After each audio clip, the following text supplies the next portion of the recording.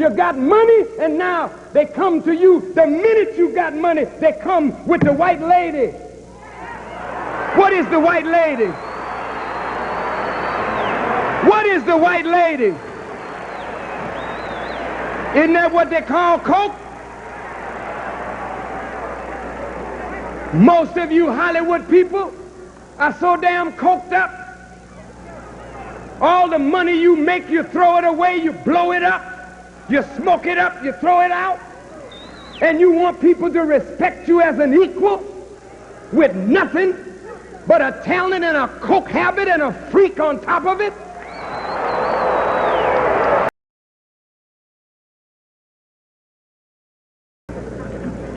White folks not going to give us a state, brother and sister. Because to move white folks out of a state and give it to us, that'd be another Palestine. And you'd have some angry white folks, and you'd have revolution in the country. So they really don't want us to get a state. They don't want us to go back to Africa. And let's deal with two other parts of that. I really don't think you want to go no place. If we polled you, about 90% of you would say, I don't care how bad it is in America, I'll take my chances and stay right here. About 90% of you would say that. But there's another part of that equation too. Notice some of you that's going to say, I want to go. How many of you would say that? Yeah, that's about right. That's about 10% ready to go. We got something for you too, brothers and sisters. I don't want to go into that tonight, but there's a way out for all. Let me just say this quickly. Brothers and sisters, on the African continent right now, the African continent has problems, serious problems. They could not take a mass exodus of 40 million of us. And if we all agreed to go logistically, it would take all the navies of the world combined and take several generations to get us out of here. So I guess we have to look at Exodus in a more practical way. Now listen, since Exodus is real, it's happening now, we have to understand there's a mood in America that's growing now to make Exodus real. You notice how you prayed for Mondale? And you notice how God gave you Reagan?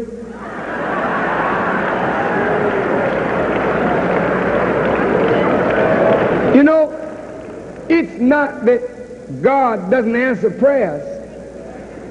He knows best what you need.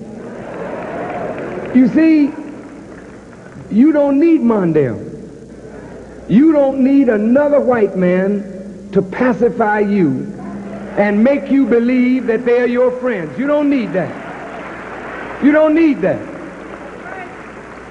I think you need a Ronald Reagan. You see, as long as we got a Ronald Reagan, we know where we stand. Now you know you have no friend in the White House. So it's incumbent upon us to make a friend in the Black House. That means Muslim and Christian and agnostic and nationalist and Pan-Africanist, we are black family. Then we have to learn now how to overcome these artificial barriers that divide us and reach out toward each other in a solidarity that will make our economic and political success possible. Now here's how we do it. Did you know that blacks are the mammies of this society? Do you know what a mammy is? You heard Al Jolson sing the song Mammy? Maybe you didn't. You look like a younger generation. But a mammy is a mother, a black mother, whose breast is full of milk for her own black offspring. But since her milk was so good, the slave master would put his child on a black mother's breast, and she would nurse the little white baby to strength to call her nigger and push her out when the child got older. Listen to what I'm saying. You are the mammies of America. You have a tremendous purchasing power. Black people in America spend, it is reputed, this year it will be a little over $204 billion, making you equal to the 14th richest country on earth in terms of its gross national product, which is the goods and services that they manufacture. You, black America, will have more wealth in your hands than East Germany, than Poland, than Saudi Arabia, than many countries that are supporting armies, navies, schools, farms with their gross national product.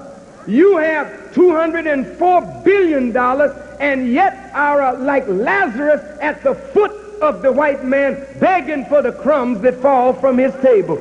Something is wrong. Hear me well. When the Jews came to America at the turn of the century, they were merchants in New York City on the streets selling their wares. It's true.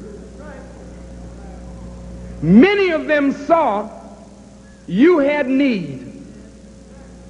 You needed service, you needed goods. They provided goods and service. And your purchasing power filled the coffers of other people. They took the money out of your community and built communities for themselves. They nursed to economic strength from your purchasing power, building schools and hospitals, setting up agriculture, independent television and radio to call you nigger and talk about you like a dog from your own money. Are you listening to me? Now, listen carefully. When Watts broke out, and Watts did break out, in the rebellion of 64, 65, and 66, the Jewish merchants left the black community. Then Arab merchants came in.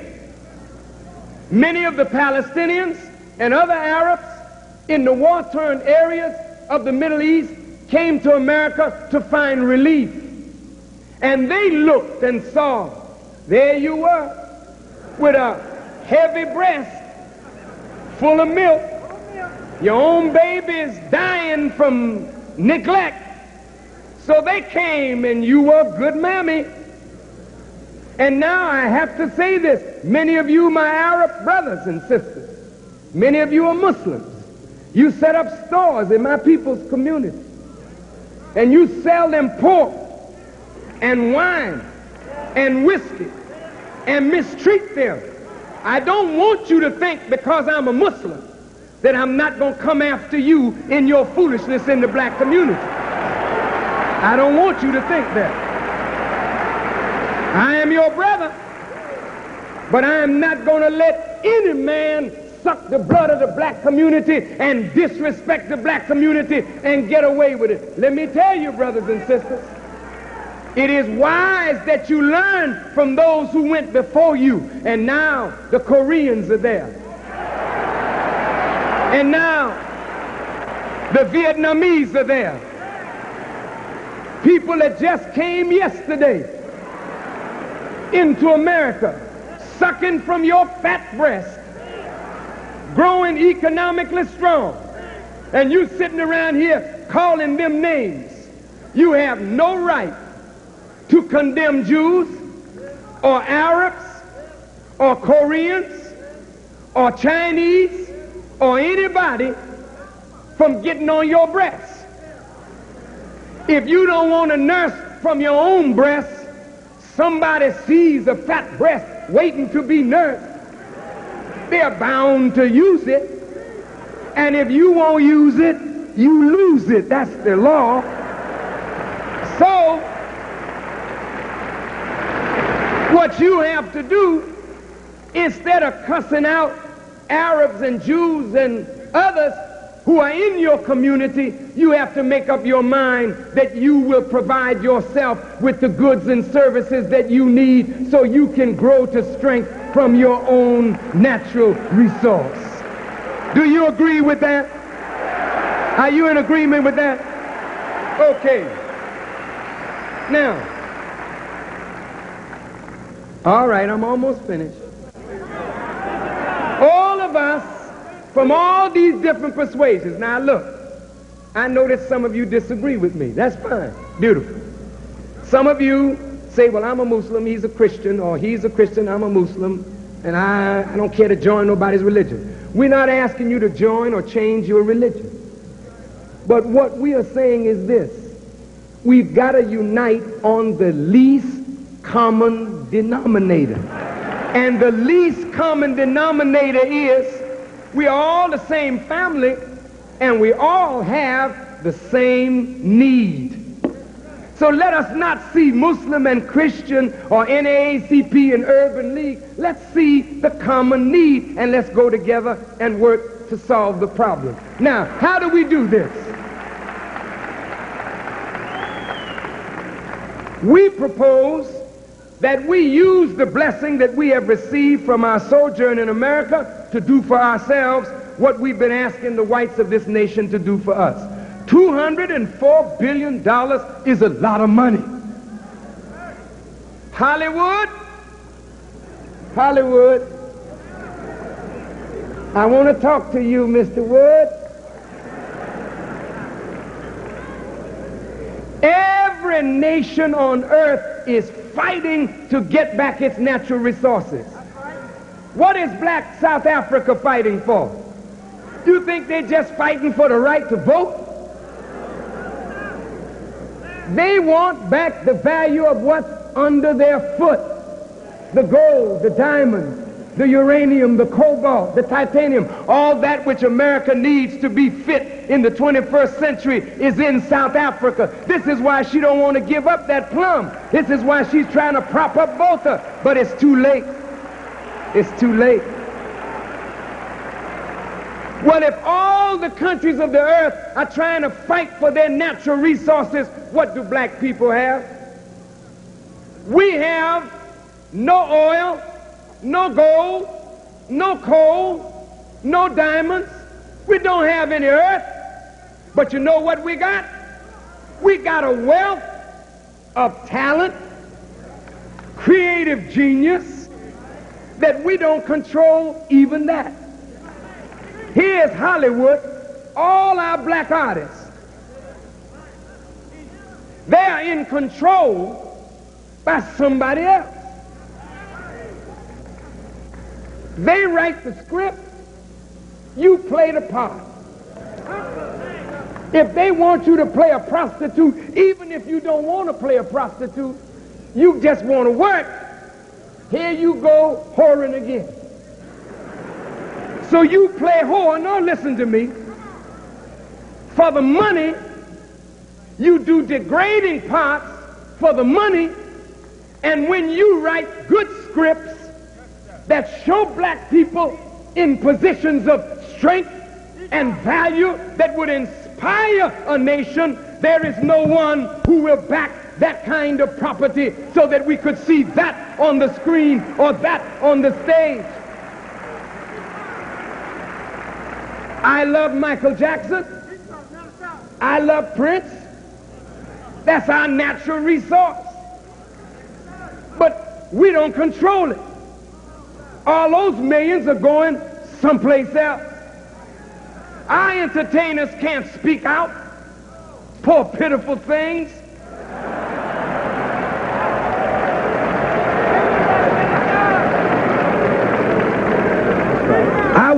with you, Farrakhan.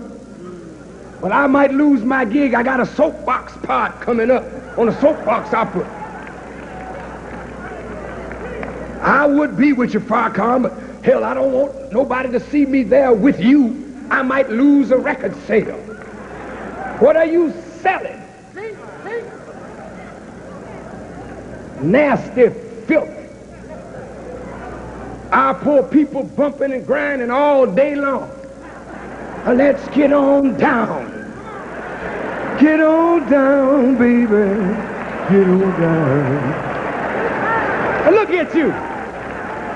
Popping your fingers and shaking and going on. It's your thing. And they'll pay all day long to see you cut a fool. But if we got control of that black talent again, we would dress up our women. I love Tina Turner, but I'd be damned if I would allow Tina to let Mick Jagger rip off her dress before the whole world.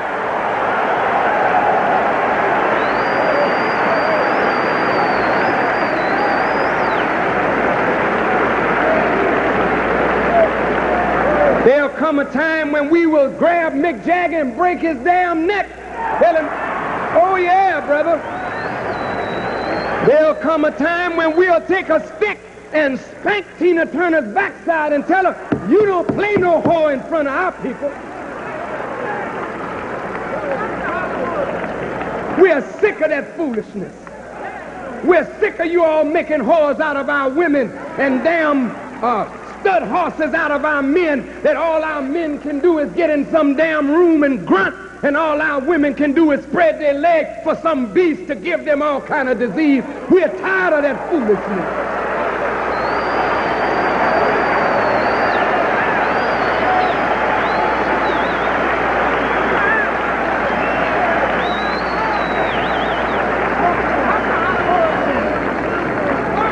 Sport figures running up and down here dunking balls,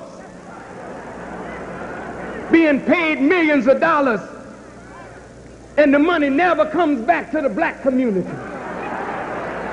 Sport figures, big football players, knocking down tanks. But when it comes time to speak up for justice, they sound like they've been castrated. Well, I can't talk now. I can't talk now.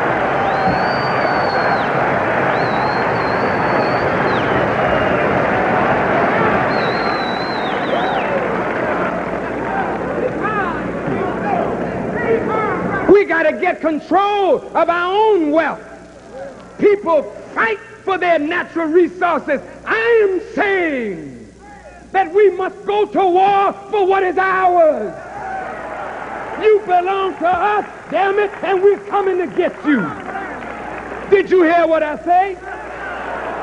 You belong to us, and we are coming to get you.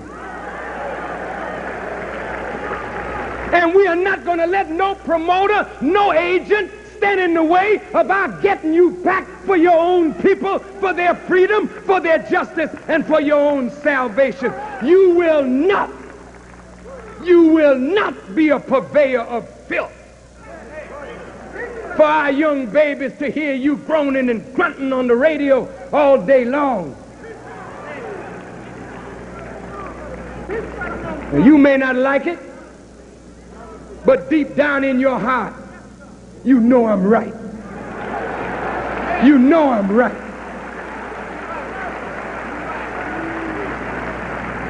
You got a God-given talent, and you're using it in a corrupt way. For what? Money? What is at the end of it? You got money, and now they come to you. The minute you got money, they come with the white lady. What is the white lady? What is the white lady? Isn't that what they call coke? Most of you Hollywood people are so damn coked up. All the money you make, you throw it away, you blow it up, you smoke it up, you throw it out.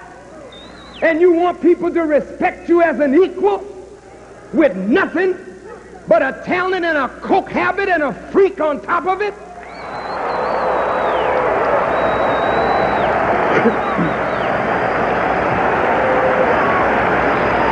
No.